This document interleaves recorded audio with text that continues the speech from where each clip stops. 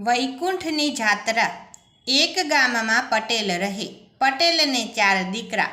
ચારેય દીકરા ખેતી કરે અને પટેલ નિરાતે ભક્તિ કરે, દાન પુણ્ય કરે, ભૂખ્યાને ભોજન આપે।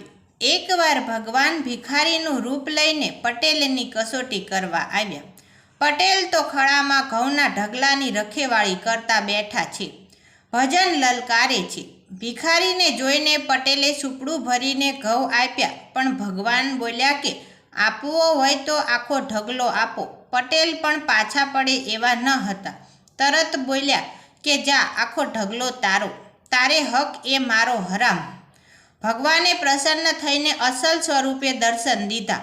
પટેલ તો પ્રભુના ચરણમાં પડી ગયા। ત્યારે ભગવાન બોલ્યા કે હે ભક્ત, ચાલ તને સદેહે વૈકુંઠ દેખાડું। ભગવાન તો પટેલને વૈકુંઠમાં લઈ ગયા। ત્યાંથી ગૌલોક અને શિવલોક દેખાડ્યા। આ બાજુ બાપા ગુમ થવાથી ઘરમાં રડારોડ થઈ। બાપા ગયા ક્યાં? વાટ જોતા જોતા 5 દિવસ વીતી ગયા, પણ બાપા ન આવ્યા। ત્યારે છોકરા જોશી પાસે ગયા। જોશીએ જોશ જોઈને કહ્યું કે 11 દિવસ રાહ જુઓ, બાપા પાછા ન આવે તો 12મા દિવસે 12મું કરી નાખજો। 12મા દિવસે છોકરા દાઢી મૂછ મુંડાવીને સરાવવા બેઠા। ગામે ગામથી કાણિયા આવ્યો, પિંડદાન દીધા। ત્યાં જ સરસરાટ કરતું વિમાન આવ્યું અને એમાંથી પટેલ ઉતર્યા। બધા ભૂત ભૂત કહીને ભાગવા લાગ્યા। ત્યારે પટેલ બોલ્યા કે ભૂતેય નથી કે પલિતેય નથી, જીવતો જાગતો માણસ છું। હું તો વૈકુંઠની જાત્રા કરવા ગયો હતો।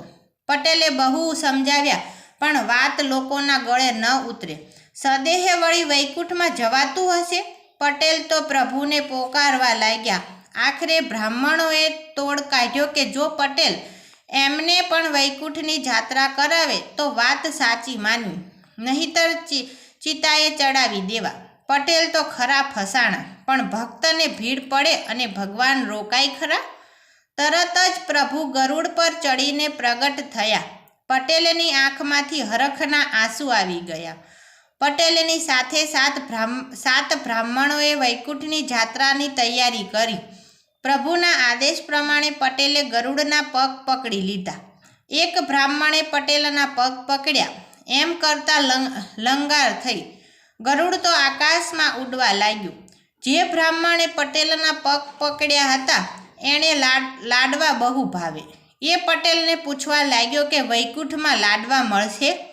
પટેલે હા પાડી તો બ્રાહ્મણે પૂછ્યું કે કેટલા? ત્યારે પટેલે હાથ પહોળા કરીને કહ્યું કે આટલા। પટેલે હાથ પહોળા કરતાં જ બધા આકાશમાંથી જમીન પર પછડાયા। 7 બ્રાહ્મણ મરી ગયા, માત્ર એક પટેલ જીવતા રહ્યા।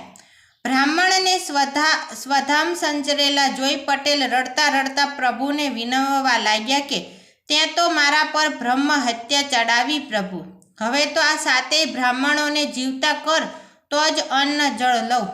ભગવાન તત્કાલ દોડી આવ્યા અને 7 બ્રાહ્મણોને સજીવન કર્યા। આમ પટેલની નિષ્કામ ભક્તિના પ્રતાપે એમણે જીવતે જીવત વૈકુંઠ જોયું અને બીજાને પણ પ્રભુના દર્શન કરાવ્યા। હે પૂર્ણ પુરુષોત્તમ પ્રભુ, તમે જેવા પટેલને ફળ્યા એવા સૌને ફળજો। જય જય પુરુષોત્તમ ભગવાનની।